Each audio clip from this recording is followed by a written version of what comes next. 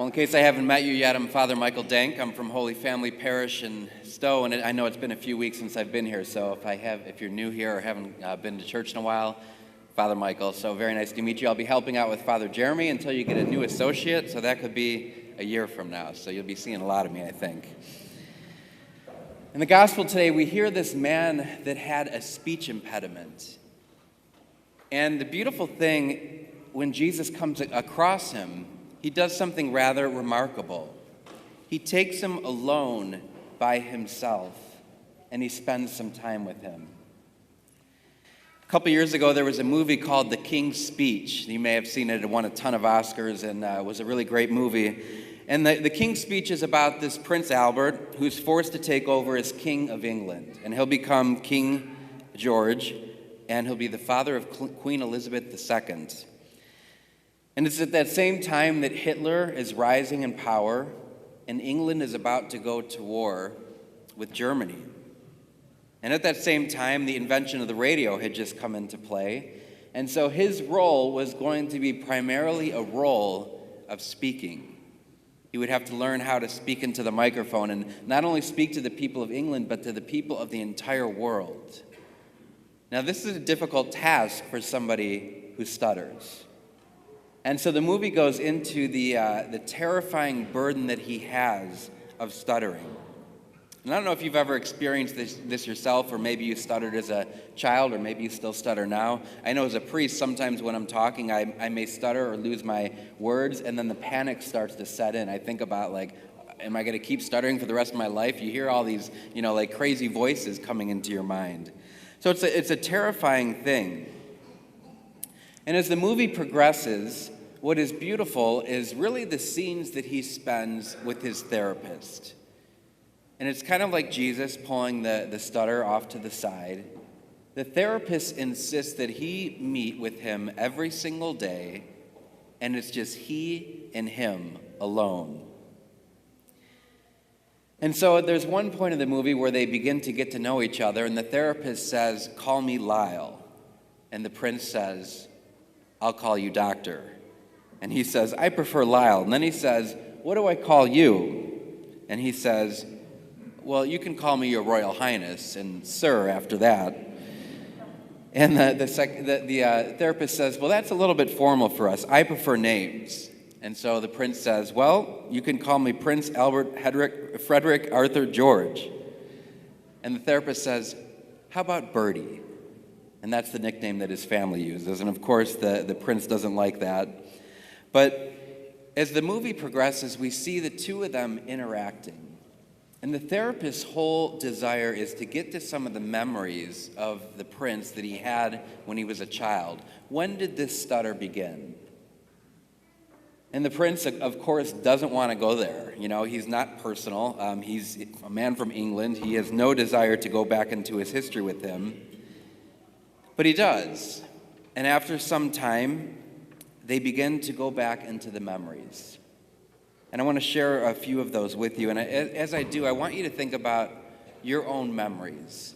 Because Jesus, as he pulls the man aside, he desires to heal not only our speech impediment or whatever our sin or difficulty may be, he desires to heal all of us. So they get together every day, and there's this memorable scene where they're doing these ridiculous things to try to get him not to stutter. One of them is they're like 2 feet apart from each other, and they're both shaking their hands, and they're going, ah. Do you remember that part from the movie? So they're shaking, he's got him lying on the floor, he's got him stuttering and saying mama, and he's got him saying that shorter each time. He's got him swaying his arms, standing on his heels back and forth like Father Jeremy does in his homilies. You ever see him do that?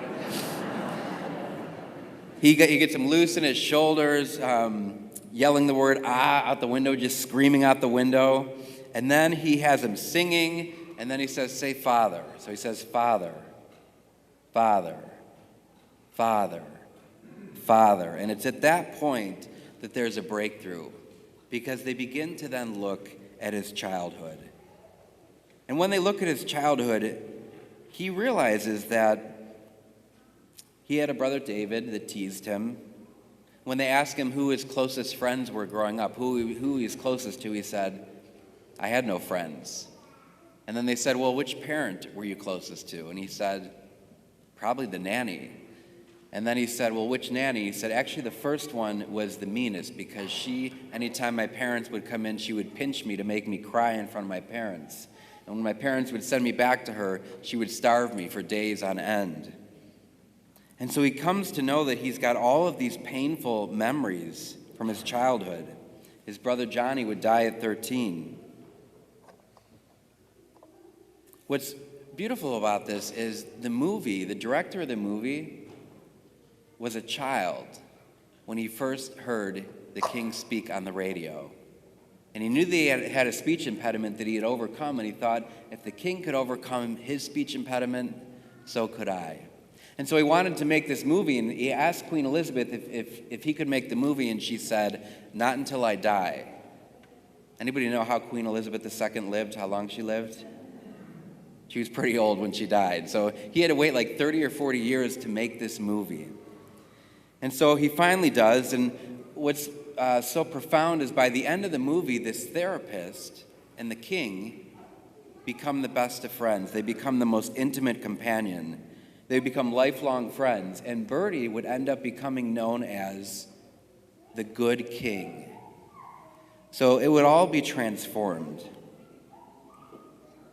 Well, Jesus desires to do the same for each and every one of us. And as I said, the beautiful part of the gospel today is he pulls the man who stutters with the speech impediment, he pulls him aside away from the crowds.